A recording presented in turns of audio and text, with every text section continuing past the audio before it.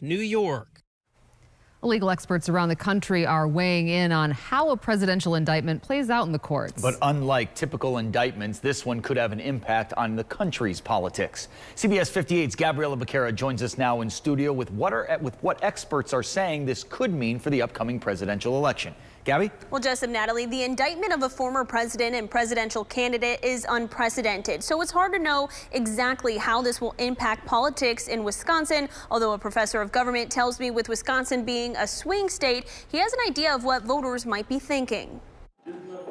In a state that's nearly half red, half blue, with a handful of undecided voters, a political expert tells me Wisconsin's response to the indictment of former President Donald Trump is practically predictable. University of Wisconsin-Milwaukee professor emeritus Mordecai Lee says the Republicans who voted for Trump that they'll sort of shrug it off and maybe even see it as some kind of sort of conspiracy to take him down. The Democrats who didn't, I think what they'll be saying is, I was right. I was right not to vote for him, and therefore I think he deserves this. And a small percentage of people who lean either way. Those 50,000 people will really decide, based on their reaction today, if this will tilt them either for Trump or against Trump, either for the indictment or against the indictment. So what does this mean for the 2024 presidential election? The indictment doesn't impede Trump's eligibility to run, but Lee tells me how Trump handles himself from this point forward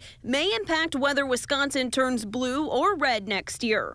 I think that he won't be rattled by it, and in fact, on a political level, he'll probably say that this proves what he said all along about the deep state.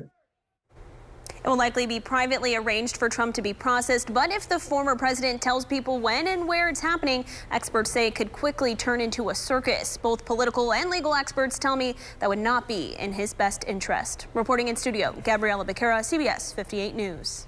Gabby, thank you very much. And you can stay up to date on everything and to see what members of Congress have to say about this indictment. You can go to our website, cbs58.com. And we are learning